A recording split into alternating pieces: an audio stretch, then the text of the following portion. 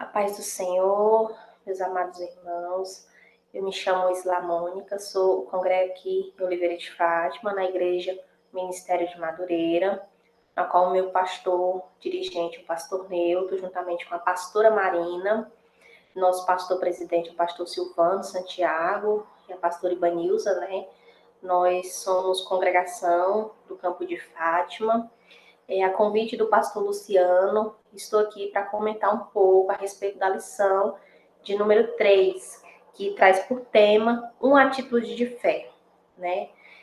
Nesta lição, iremos abordar a respeito da mulher do fluxo de sangue, uma história bastante conhecida da Bíblia e de muitos irmãos, muitas pessoas conhecem essa história. E nesta lição tem 3 tópicos principais que nos chamam bastante atenção, que será abordado, né? O primeiro é mostrar a atitude daquela mulher, né? A fé daquela mulher. O segundo é apresentar a atitude de fé que ela teve. E a terceira é destacar os benefícios da fé, né? Para quem tem fé. A nossa lição, ela traz por texto áureo, que diz assim, em Hebreus 11:6, ela fala o seguinte: ora, sem fé é impossível agradar, porque é necessário que aquele que se aproxima de Deus creia que ele existe e que é galardoador dos que o buscam, né? Então, assim, um versículo bastante forte, chamativo, e que exercita também a nossa fé, né? Porque nós precisamos ter fé para buscar ao Senhor, né? Para agradar e fazer a vontade do Pai. O nosso texto de referência, né? Ele se encontra em Marcos, capítulo 5, do versículo 25 ao 34, né? A introdução diz o seguinte, já começa com uma pergunta bastante pensativa, né? Que nos deixa bastante pensativo. O que fazer quando as esperanças acabam? Será que é possível a esperança acabar? Será que é possível a esperança morrer? Então, assim, no decorrer dessa lição, a gente vai discutir sobre isso, né? Nós iremos abordar sobre isso, aprender se é possível a esperança se acabar, se é possível a esperança morrer, né? O tópico 1 fala sobre a condição humana. Neste momento, estamos vivendo tempos bastante complicados, né? Bastante remotos. Estamos passando por um momento de pandemia e isso nos exercita bastante a questão da esperança, da nossa fé. E faço uma pergunta para nós: será que fé e esperança são a mesma coisa? Será que elas caminham juntas? O que será que tem em comum entre elas, né? Então, ambas, na minha observação, ambas sim caminham juntas, têm quase o mesmo sentido. A fé é naquilo que a gente não sabe que pode acontecer, mas a gente não vê como vai acontecer. Isso é fé. Esperança, né, como o ditado popular fala, é a última que morre. É aquilo que acreditamos que ainda tem chance de acontecer, né? Então, ambas têm o mesmo sentido, levam pela mesma linha de raciocínio. E na Bíblia, né, a fé é o principal firmamento, é a principal base de nós cristãos, de nós que acreditamos em Deus, de confiar e acreditar que Deus existe. Por quê? Porque a fé, na época da graça, da lei, Jesus era a nossa fé, Jesus estava na terra. No Antigo Testamento, né, vemos que Jesus se fez presente entre o povo, manifestou seus milagres, o seu poder no meio do povo, e as pessoas acreditavam, porque era palpável, né? Jesus estava presente. Hoje vivemos pela graça. Jesus não está no nosso meio, mas ele nos deixou o Espírito Santo, né, que habita no nosso meio, que nos faz acreditar que ocorrem milagres, que grandes obras o Senhor faz para com o seu povo, mesmo sem ele estar presente. Então, isso é fé, porque nós não conseguimos enxergar o Espírito Santo a olhos nus. Nós não conseguimos vislumbrar a imagem de Jesus ao olho nu. Nós sabemos que ele existe porque ele nos deixou uma palavra nos qual nos dá base bíblica para acreditar e aceitar que ele existe, né? Então, assim, o tópico 1, ele vai falar sobre isso, né? Sobre a condição humana. E no tópico 1.1, vai falar sobre uma dificuldade a ser tratada, né? A dificuldade daquela mulher que sofria com aquele fluxo de sangue, né? A Bíblia revela que ele não fala a idade exata dela, não fala o nome, mas fala que ela já vinha sofrendo há 12 anos com o fluxo de sangue, que ela já tinha gastado tudo o que tinha com o médico, com todo tipo de ajuda que ela precisava, ela já tinha ido atrás, mas ninguém havia conseguido solucionar aquele problema dela. Porque ela gastou tudo o que tinha. E a Bíblia não relata se ela era rica, se ela era pobre, mas ela gastou tudo o que tinha, né? E só piorava. Já era 12 anos que ela vinha sofrendo com aquele problema. Então, assim, era a dificuldade dela, né? Aos olhos humanos já não tinha mais solução, já não era possível uma saída para ela. Então, assim, aquela era a dificuldade que precisava ser tratada naquele momento, né? Então, ela se viu perdida, ela se viu desesperada. Porque se o homem não podia mais suprir aquela necessidade dela, não poderia mais intervir na vida dela, o que seria dela, né? As suas finanças já haviam acabado, ela já não tinha mais dinheiro, já não tinha mais condições financeiras suficientes, nem física, para continuar lutando em busca daquele objetivo, né? Que era se tratar, né? Que era ser curada. Então, hoje, no nosso momento atual, quantas e quantas pessoas não estão dessa forma, né? Às vezes depositou a confiança em seres humanos, em pessoas vulneráveis, porque nós, seres humanos, somos vulneráveis, nós não temos o conhecimento de tudo, nós podemos conhecer o básico, mas não temos o conhecimento de tudo. Até mesmo porque aquele que tudo pode, só ele conhece tudo. Nós somos limitados. E às vezes muitos seres humanos depositam a sua confiança em outros seres humanos, mas por não termos total capacidade de apresentar a cura, de apresentar soluções concretas para determinados problemas, as pessoas se frustram. E isso ocorre neste momento atual que estamos vivendo, né? Quantas pessoas estão aprisionadas no seu mundo psicológico, no seu espiritual, até mesmo no seu mundo físico, porque já não tem mais força para continuar lutando, já não sabem como buscar uma solução, como resolver o seu problema, né? Não sabe como se tratar daquilo que vem assolando, né? Então, se está como aquela mulher, já se gastou fisicamente, já se gastou espiritualmente, já gastou tudo que tinha e ainda não encontrou a solução para o seu problema, né? No tópico 1.2, fala sobre resolver os problemas por conta própria. Muitas vezes, a gente até consegue resolver alguns problemas por conta própria, porém, nem todos são possíveis ser resolvidos por conta própria, porque às vezes a gente pensa que resolveu e, na verdade, apenas mapeamos, tampamos alguma brecha, tampou algum buraco e o problema continua ali, talvez debaixo do tapete, né? Só juntando mais e mais poeira, mais e mais sujeira, até o momento que ele já não vai mais caber dentro daquele tapete, né? Então, assim, a Bíblia, ela nos afirma, nos relata que aquela mulher, ela tentou resolver o seu problema por conta própria. Ela foi atrás de médicos, ela foi atrás de pessoas que ela julgava que poderia ajudar ela naquele momento e não conseguiu, não foi possível. As pessoas apenas até tentavam ajudá-la, só que por não dar conta de resolver aquele problema, talvez enrolava ela, né? Talvez não davam certeza, apenas ficavam retardando mais e mais, apenas sugando aquilo que ela ainda tinha, né? o seu bem financeiro, a sua estadia física. Então, no Lucas, né, no livro de Lucas, e ele relata que ela gastou todas as suas economias e não obteve cura. E Lucas era um médico, né?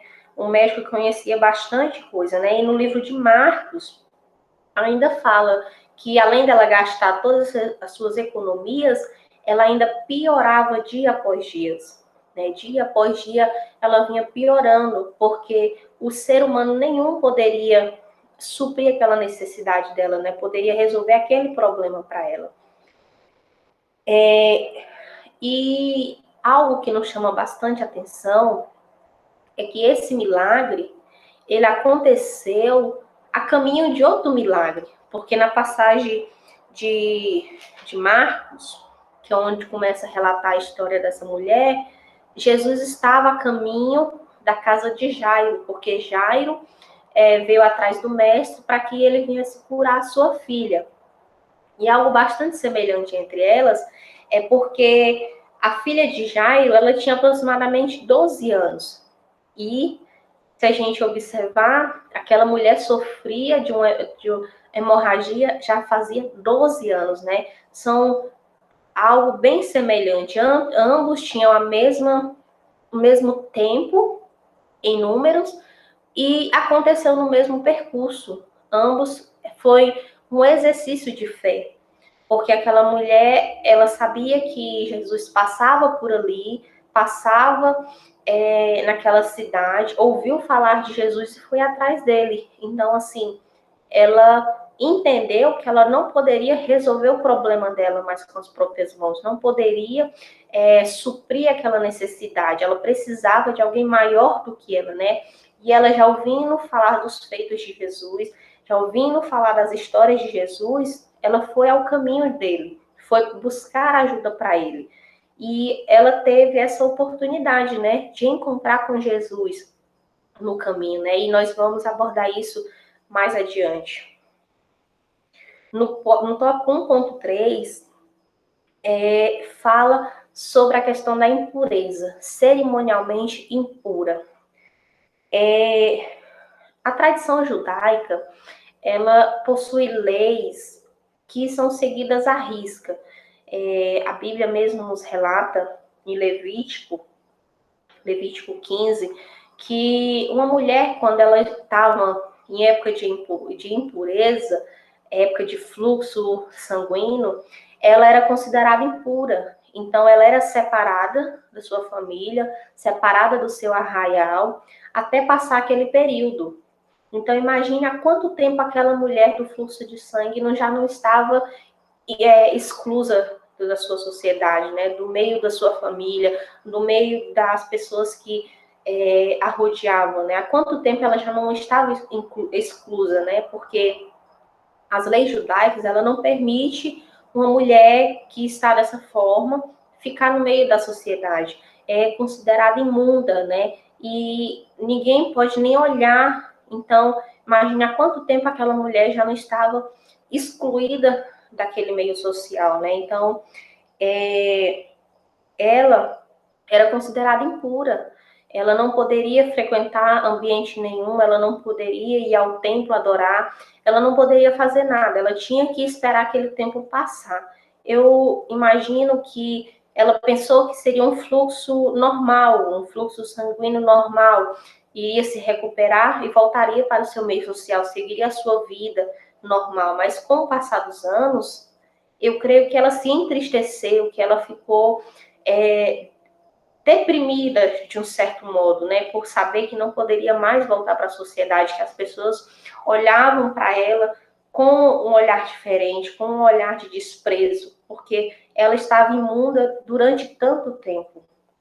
Então, hoje não é diferente. Muitas pessoas não estão imundas fisicamente, mas talvez a sua alma, o seu pensamento está imundo, está enfermo, porque não conseguem mais se livrar daquela enfermidade. Não conseguem a ajuda necessária para se livrar daquela enfermidade. Então, Quantas e quantas pessoas estão vivendo isso hoje no mundo atual, né? No momento atual, onde muitos estão angustiados, estão sofrendo, né? E pensam que isso os torna incapazes de aproximar de Deus.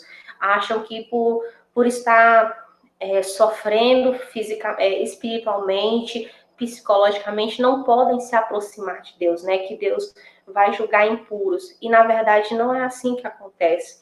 A Bíblia mesmo nos ensina, trazei sobre mim o seu fardo, que eu vos aliviarei, né? Com Deus, o nosso fardo é leve. Ele tira aquele peso das nossas costas. Então, isso nós temos que passar a quem nos escuta, a quem levamos o evangelho.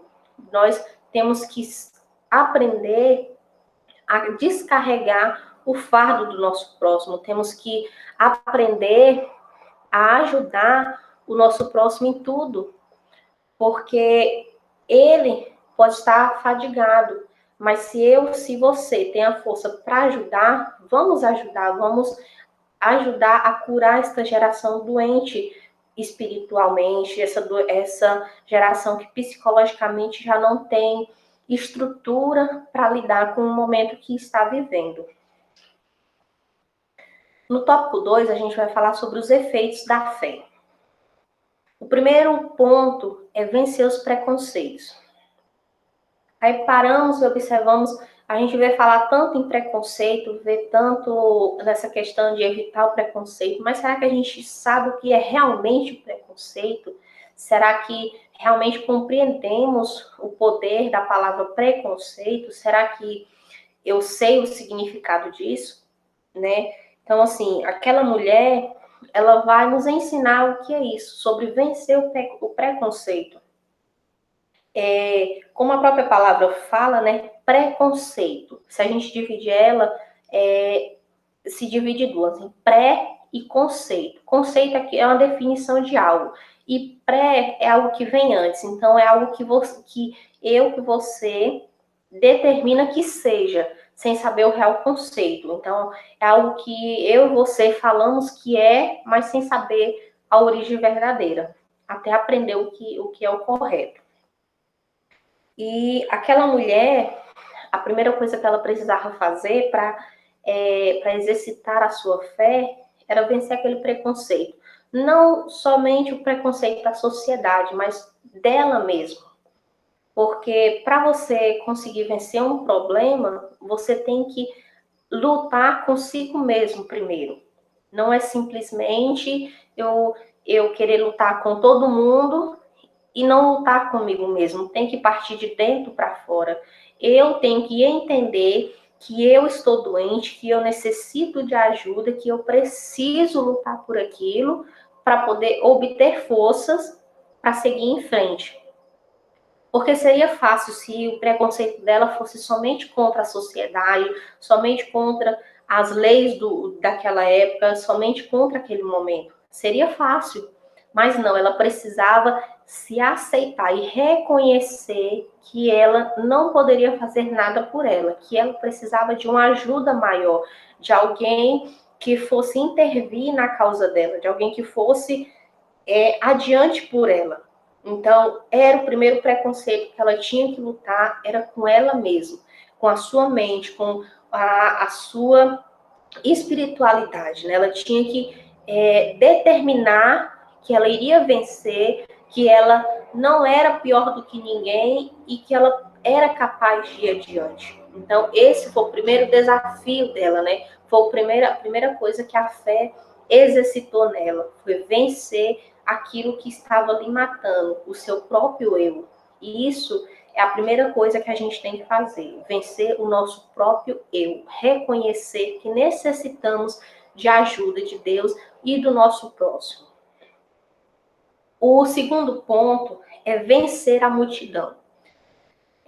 Quando Jesus andava, ele não andava apenas com seus discípulos, ele trazia consigo uma grande multidão. Aonde ele ia, eram multidões de pessoas, porque a sua palavra estava sendo propagada, estava sendo ministrada aos quatro cantos da terra, né? Estava sendo ministrada àquelas pessoas daquela época. Então, as pessoas tinham a curiosidade de saber mais sobre Jesus, queriam saber qual era o benefício de estar próximo dele, como era Jesus, como eram seus feitos. Então, era uma multidão grande que acompanhava.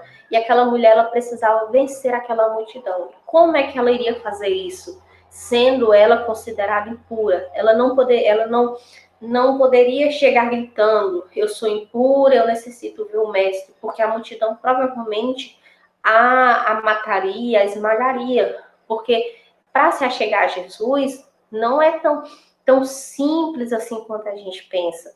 Jesus, ele nos dá a oportunidade de se chegar a ele, mas antes de chegar a ele, nós temos que enfrentar a nossa própria multidão, o nosso orgulho, o nosso dia a dia, temos que abnegar daquilo que nos impede de ver Jesus, né? Quantas muralhas a gente coloca na nossa frente antes de conhecer a Jesus, antes de ter o nosso primeiro contato com Jesus. Porque quando temos o primeiro contato com Jesus, é algo extraordinário, é algo diferente, é aquilo que te transmite paz. Mas para chegar até Jesus, a gente precisa vencer as nossas próprias multidões, precisamos derrubar as muralhas que estão à nossa frente para chegarmos até Jesus. E essa mulher precisou fazer isso, ela precisou passar por entre aquelas pessoas, ela precisou ter força física e psicológica para poder adentrar aquela multidão e chegar até Jesus, né? Ela sabia que corria um grande risco, que se alguém descobrisse ela ali, ela poderia ser morta, ser apedrejada por estar infringindo as leis judaicas da época. E ela precisava encarar tudo aquilo, né? Mesmo correndo riscos, ela tentou e conseguiu vencer aquela multidão, né? No tópico 2.3 fala sobre um toque especial. Ela não chegou e tocou em Jesus, ela simplesmente não, a tocar na orla do mestre não foi simplesmente tocar.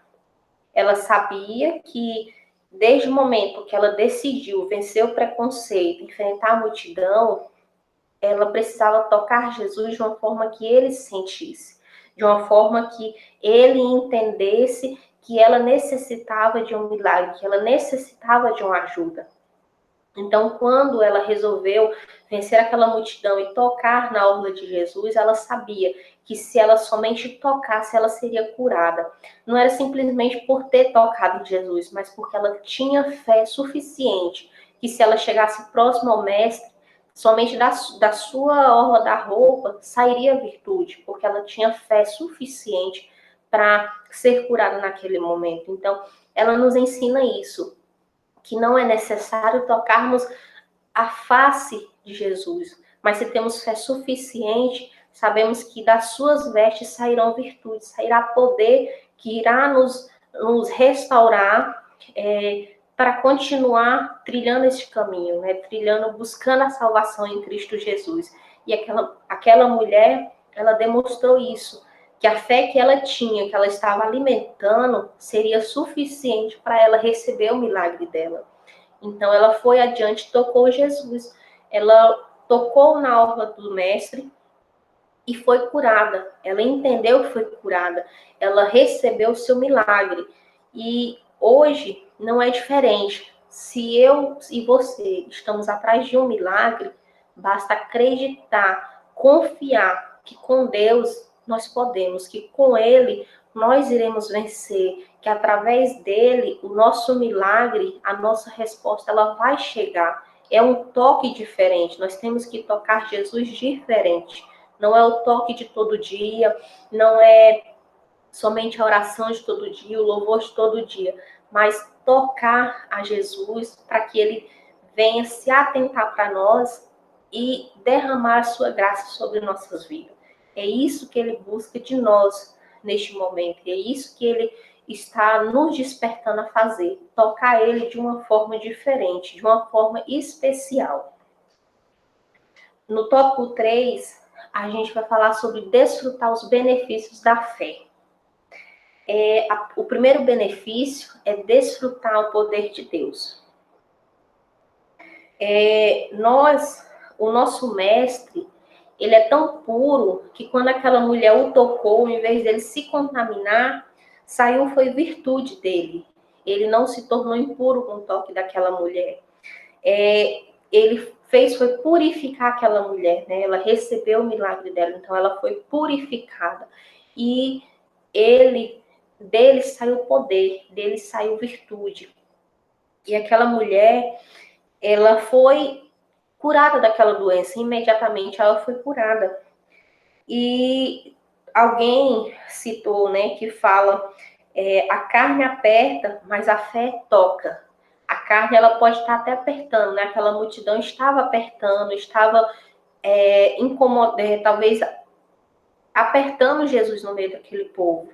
Mas a fé daquela mulher foi tão grande que Jesus sentiu aquela fé, viu que um toque diferente ocorreu sobre ele, né? Então, assim, dele saiu a virtude, o poder. Então, assim, aquela mulher, ela foi curada e Jesus percebeu que naquele momento ele havia feito um milagre, mesmo sem ele olhar para trás, sem ele chamar aquela pessoa à frente dele, ele provocou o milagre naquela mulher, né? Ele sabia que algo havia acontecido ali. Então, assim, o segundo ponto é o reconhecimento público da fé. Geralmente, quando aceitamos a Jesus, muitas igrejas têm o hábito de a pessoa que aceitar Jesus levantar a sua mão, né? E confessar a Jesus como o provedor da sua fé, né? Nosso único e suficiente Salvador. Isso é uma forma de reconhecimento em público. E com aquela mulher não foi diferente, porque Jesus, a partir do momento que ela tocou nele, ele perguntou: quem me tocou? O seu discípulo até tentou justificar, falando que a multidão o apertava, era muita gente, mas Jesus sabia que o toque havia sido diferente. Então ele perguntou quem a havia tocado. Aquela mulher, por um instante, ela pode ter ficado envergonhada, ter ficado apreensiva, mas ela sabia que precisava se identificar, né? Então, assim, Jesus fez aquilo não para envergonhar ela, mas também para trazer a restauração na vida dela, na vida social dela, na vida religiosa dela. Porque ela reconhecendo que havia tocado o mestre, ele iria falar que ela havia sido curada. Então, ela sendo curada, ela poderia voltar à vida normal dela, ela poderia voltar à vida social dela, poderia voltar a frequentar os templos, poderia voltar a adorar com toda a sociedade, né? Então, assim, aquilo ali não foi para envergonhar, mas sim para restaurar a vida daquela mulher. Então, Jesus perguntou: quem me tocou? Então, aquela mulher, quando assumiu que foi ela que havia tocado, o Senhor, ele fez um elogio público a ela, né? Ele fala, em Lucas 8:48, tem bom ânimo, filha, a tua fé te salvou, vai em paz. Então, assim, Jesus, ele não julgou aquela mulher, pelo contrário, ele a elogiou pela fé e deu conforto espiritual para ela. Então, hoje conosco não é diferente. Quando professamos a nossa fé em público, confessamos a Jesus como nosso único e suficiente Salvador, não é para se envergonhar da nossa fé, não é para se esconder entre quatro paredes, reconhecer Jesus só no oculto. Não, mas é para reconhecer que Ele é o nosso Salvador, que Ele é que peleja por nós. A coisa pode estar até difícil, mas a nossa fé, ela é provada a todo instante. E ela tem que ser alimentada a todo instante. Porque sem ela, não chegamos a lugar nenhum. Sem fé, nós não podemos agradar ao Senhor. Nós não podemos adorar ao Senhor, né? Porque Deus hoje ele não se faz presente no nosso meio fisicamente, mas todos os dias o adoramos a Ele, professamos que Ele é e que Ele sempre será o nosso Salvador. Então, para isso acontecer, precisamos ter fé, precisamos exercitar a nossa fé diariamente. E não é no oculto que se exercita, é no público, é no meio dos pratos que o mundo nos oferece, é no meio das ofertas que o inimigo tem feito a cada um de nós. É na nossa abnegação humana para aceitar o espiritual. Porque a nossa carne, ela só será aquilo que alimentarmos. Se alimentarmos mais a nossa carne, o nosso espírito padece. Mas se alimentarmos mais o nosso espírito, a nossa carne, ela padece. Nós não podemos alimentar os dois. É um ou é outro. E o nosso espírito é alimentado através da fé, através de buscar a Deus continuamente, dia após dia. E aquela mulher fez isso. Quando ela publicou a sua fé, que havia sido ela, Jesus deu bom ânimo a ela, deu paz de espírito para ela, e ela foi em paz para a sua vida cotidiana. Ela começou uma nova história a partir daquele momento. E o último tópico é a certeza da salvação. Porque tocar Jesus pela fé é a certeza de receber aquilo que estamos pedindo, de receber a bênção que tanto almejamos. E confessar Jesus Cristo publicamente, ele fortalece a certeza da nossa salvação, porque reconhecemos que ele é o nosso Salvador, que independente da luta, da prova, se morrermos com ele, nós teremos a salvação. Porque como Paulo mesmo fala, morrer para mim é ganho. Morrer para o mundo é ganho, porque ele sabia que se ele morresse para o mundo, ele teria a salvação com Deus, e conosco não é diferente. Quando professamos a nossa fé, vem as adversidades, vem as flechas, vem as ciladas que o maligno joga contra nós, vem a descriminalização de muitos que não aceitam a professarmos aquilo que acreditamos no Senhor Jesus, que acreditamos na Bíblia Sagrada, e que a nossa base é a Bíblia. O nosso conhecimento espiritual, a gente aprende a cada dia mais na Bíblia. Podemos sim ler outros livros, devemos buscar conhecimento, mas a nossa base de evangelho, ela tem que ser sempre a Bíblia, tem que ser sempre as leis que o Senhor nos direcionou, nos deixou para trilharmos um caminho correto, para trilharmos rumo à salvação. Então, aquela mulher, quando tocou Jesus e professou a sua fé, ela sabia que ela seria salva, porque o mestre a acolheu, a fez sentir novamente uma pessoa restaurada diante da sociedade. Então, hoje, não é diferente. Nós professamos a nossa fé, nós aceitamos aquilo que o Senhor tem a nos oferecer, renunciamos a nós mesmos para servir a Jesus, para lutarmos por nossa salvação. A salvação, ela não é coletiva, mas individual.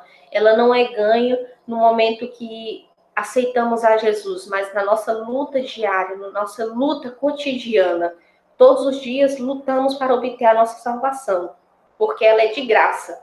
Mas por ser de graça, ela precisa ser conquistada, precisa ser adquirida todos os dias. Todos os dias nós devemos lutar por ela, porque somos seres humanos, somos falhos, somos imperfeitos e sujeitos a cair também a todo instante. Mas quando confiamos em Deus, sabemos que mesmo caindo, o Senhor nos dá uma nova chance, nos levanta para continuar trilhando o seu caminho. E o poder, ele o poder, ele é de Jesus, ele não é do homem. A nossa vida não é condicionada ao que o homem diz, ao que o homem faz, ao que o homem fala, mas a Jesus. Nós só temos que observar os nossos atos, saber como agradar a Deus, saber como tocar a Deus. Não é simplesmente chegar e gritar aos quatro cantos do mundo que serve a Deus. Nós precisamos saber como nos direcionar a Deus também. Nós precisamos ter sabedoria de chegar a Deus. E essa mulher, ela nos ensinou isso. Ela sabia que ela tocando a Jesus ela seria curada, mas ela simplesmente ela não chegou e tocou a Jesus, ela não chegou gritando, ela foi discreta, ela foi sábia naquilo que estava fazendo. Então, assim, são lições preciosas que essa mulher nos ensina, que além da fé, ela precisou ter sabedoria, ter estratégia. Então, eu te convido a tocar a Jesus com fé, com sabedoria, com estratégia, que o meu e o teu milagre, ele vai ser concedido. Basta apenas acreditarmos e confiarmos que no tempo certo, no tempo de Deus, a resposta chega nas nossas vidas. Porque ele não mudou e não mudará. Ele apenas sabe o momento certo de nos abençoar. Ele sabe o momento que estamos preparados para receber aquilo que ele tem a nos oferecer. E para finalizar, fala o último tópico, ele tem uma observação que fala assim, que Jesus ele fez questão de mostrar àquela mulher que a sua fé pessoal nele lhe trouxe cura e salvação. Quando o Senhor falou que a sua fé o salvou, além de curar, ele trouxe a salvação. Então, ele tirou daquela mulher, da mente daquela mulher, a preocupação, a superstição em pensar, ela poderia muito bem ter tocado a Jesus e pensado, eu não fui curada, mas Jesus tirou essa dúvida do pensamento dela. E ele tira essa dúvida também do nosso pensamento hoje. Recebi a cura, tenha certeza, você foi curada. Não tem por que duvidar. Não tem por que continuar insistindo naquilo que já foi curado, que já foi limpo. Deus, ele não faz a obra por incompleta, ele faz a obra completa. Então, se ele curou, se ele determinou a bênção na tua vida, na minha vida, nós temos que acreditar e ter fé que aquilo já foi um ponto final, que aquilo já foi concretizado. As coisas de Deus não são pela metade. E a conclusão dessa lição é que fala assim, que tocar em Jesus trouxe nova vida para aquela mulher e em todos os aspectos. A restauração foi instantânea. No momento, a hemorragia cessou e se estancou completamente. A saúde, o vigor, a paz que ela não tinha há 12 anos foi restaurada em questão de segundos. E Deus faz isso conosco hoje. Aquilo que nos aflige, o Senhor está curando. O Senhor está colocando um ponto final.